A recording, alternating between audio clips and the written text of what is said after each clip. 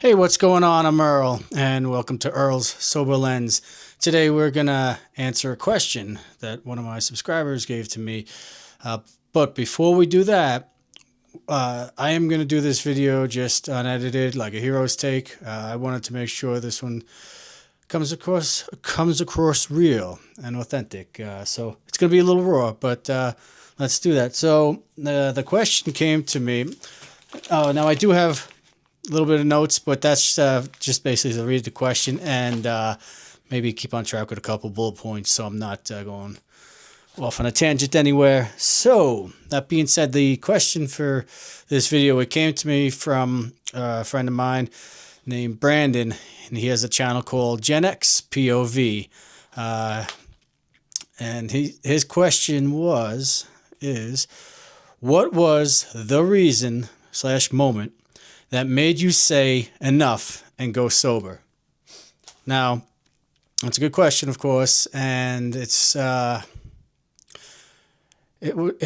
question basically like I didn't really have a choice for that one. Now, let me explain a little bit, because for years I tried to at least cut back on my drinking, and it just didn't work.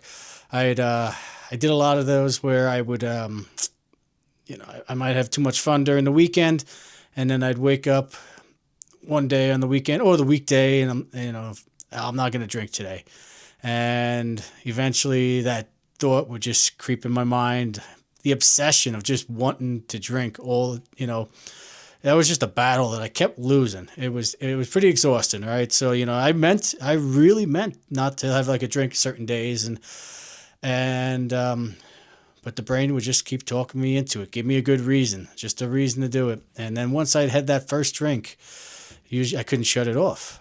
And when I was younger, I was a little better at shutting it off, but also when I was younger, I bounced back quicker. So when I got older, like the only way to sometimes to get rid of that hangover was to drink again, right? And that didn't work out so well.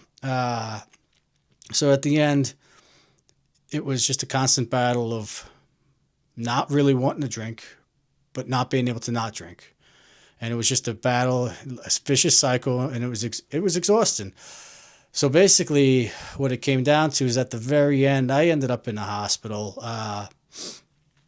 I kind of went out on a bender and ended up in the ICU, actually. I was in the ICU and spent a few nights in the hospital. And when I came out, I had to... my family was there, just very supportive. And actually, when I was in the hospital, it was during COVID, so I had no visitors. There was no visitors allowed, which was kind of cool because I didn't really want anybody to see me that way. And but I got a lot of time to think, and my health was very much deteriorating there. So for me, stop and change my life. It was, I look at it as a life and death thing, kind of, because that last time was pretty bad. And my family was very supportive there, and they kind of helped push me in the right direction. But like I said, I needed it. I was ready to, and I went into a rehab center for 30 days, and I went all in, and that changed my life because I don't want to go back to where it was. And then slowly, as the alcohol and drugs got out of my system, I started feeling better. I was like, I actually like the way I feel, and for me, I just needed that, I guess, that break to give myself a chance to recover and go forward with it. And but just like Brandon, who's been very supportive of me in this YouTube journey. I've never met Brandon, but he's been very supportive of me. That's also what I need in recovery.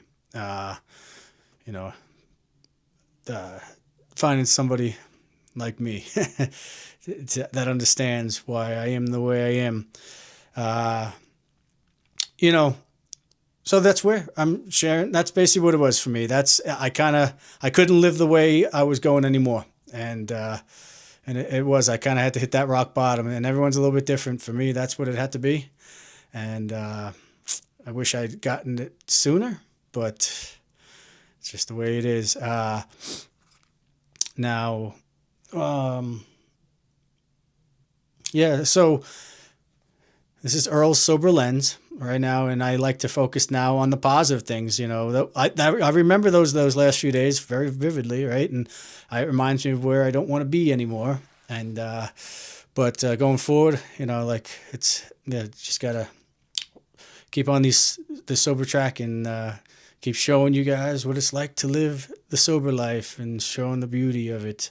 With that being said, if there's any other questions, I'll do my best to answer. I can't guarantee I'll answer everything. It's just even saying this is, we'll see.